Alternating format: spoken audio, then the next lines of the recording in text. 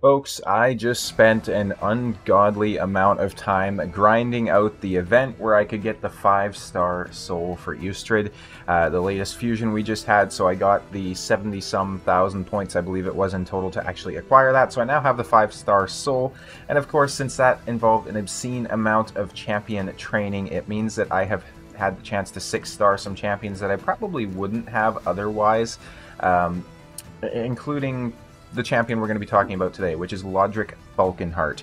That being said as well, all my resources were spent, so all my potions and everything like that went straight into the event. So I wasn't actually able to get this guy all the way up to 60 for the showcase, but he is still at 38. He still has some very good stats. We're going to be covering him today.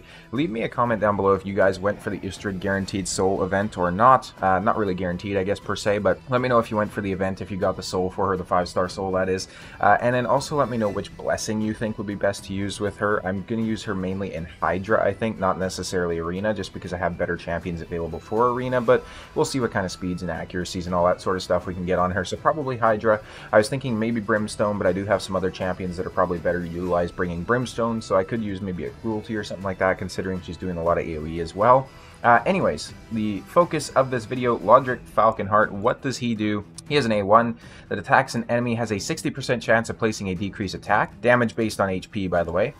He removes all debuffs from one ally, then places a ally protection on that ally for 2 turns, and then he places a shield buff on all allies for 2 turns equal to 20% of his max HP. Overall, a pretty decent kit, I would say, for being a epic.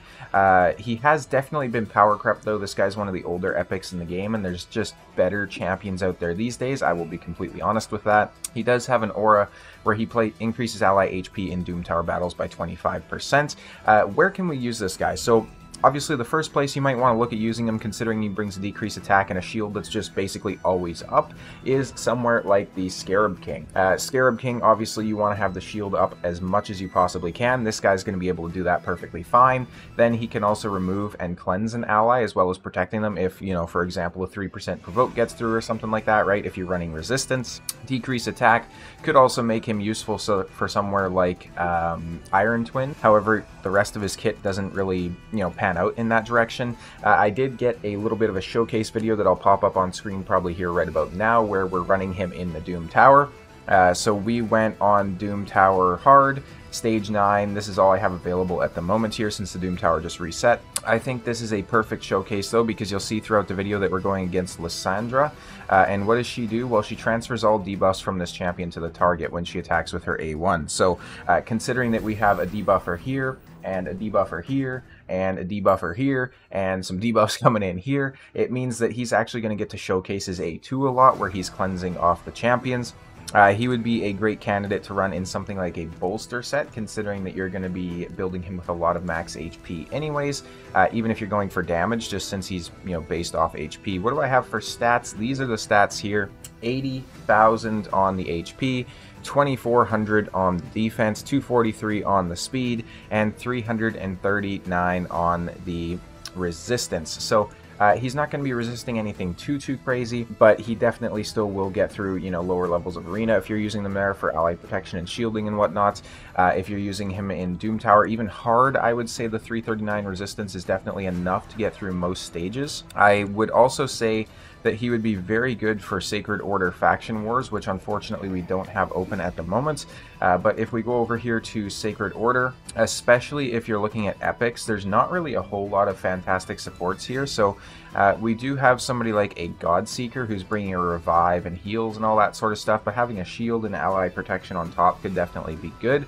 We do, of course, have a Cardinal, but generally she's best suited in like niche arena situations and stuff like that, because this 25% max HP revive is kind of weak for PvE content. They can get tapped down very easily again, and then she does only have the single target heal as well here on a 3-turn cooldown. And apart from that, we have somebody like an Anchorite who's, you know, doing a little bit of healing here.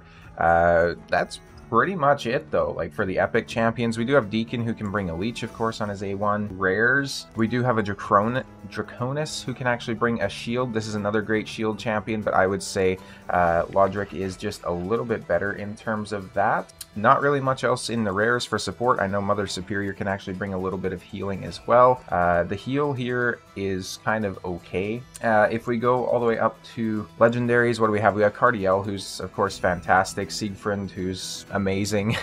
So when you start to look into like this rarity, you have High Mother Mod as well. But realistically, if you have High Mother Mod, you're probably not going to be using Lodric anywhere anyways, I wouldn't imagine. My bad. Alright, I will do a showcase here maybe on something like a stage 20 dragon run. So let's see here. Alright, we can probably just get rid of this. This is the team I was using for stage 10 hard dragon. There's fairly good speed farming as well, but we'll bring, if I can find him, he's like all the way over here, Lodric.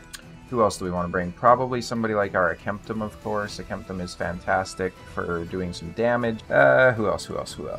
You could bring any sort of decreased defense and weakened champion that you have, of course. So, like, for example, a Lydia, wherever she might be hiding these days. It's always hard to find these champions on my account, at least in my opinion. Where the hell? Right? Oh my goodness. Right here. There's Lydia. Alright, you could also bring a Venus if you have her. I'm actually going to bring Venus just since she does a little bit more in terms of like damage and stuff like that, since she has an AoE burn and everything as well. Then I think we're also going to bring a Venomage just for some extra poisons to pair with the Akemptum there, of course. And then we could bring somebody like a Ninja for some control. So essentially the only support champion that we have here is, of course, going to be the Lodric. Now, the one thing I will say is it seems like Lodric does not like to use his A2 on auto.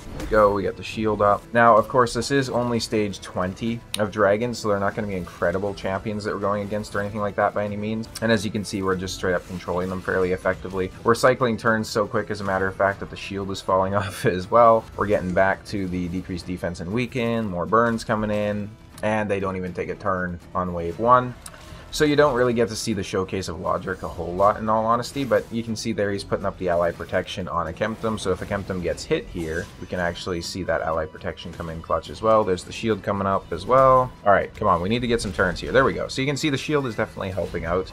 If we didn't have the shield, of course, all that damage would be going straight to our HP, so Akemptum paired with a Venomage is incredible, by the way, too, because Venomage puts all of the heal reductions and the poisons, and then Akemptum is spreading that poison damage anytime somebody takes a tick of it, which is fantastic. So you're basically just getting like AoE poisons consistently, and it's very good if you don't have like a combust team or something like that. I'm interested to see how well Lodric performs on the third wave as well, because I think that shield is going to be very useful going against the dragon here, considering that he can do a lot of damage to us. See, he's going to do his inhale first, I think, so we don't really need to worry about the shield or anything like that. Yep, there it is. We should have the shield going up again anyways. There it is. Yep. Since he's one of the fastest champions on the team, he basically just gets to keep the shield up pretty much constantly there, which is fantastic. And then, of course, if you build him with a little bit of accuracy too, you can get that decrease attack on the A1. So you can see there, really only Ninja and Venus had their shield even broken through, which these champions definitely don't have the best builds, and Ninja especially is just built for straight damage, no tankiness, no survivability, nothing. You can see he cleansed off the Venus there too, which is quite nice. But yeah, my Ninja's just built for damage. Since I use him in Sand Devils, I want him to try and nuke down the Sand Devil as quick as possible. And then Venus basically just has like my lowest tier debuffer gear that I could possibly put on her, because I have a lot of other champions fulfilling that same role. For example, Lydia and Stag Knight and a few others that I can't recall at the moment, but I have a lot of decreased defense champions that are built a little bit better than her. So that being said, I think we're pretty much through the dragon here, and for a ragtag bunch of champions, 2 minutes and 40 seconds is definitely not bad, especially considering we didn't have any sort of a direct damage dealer.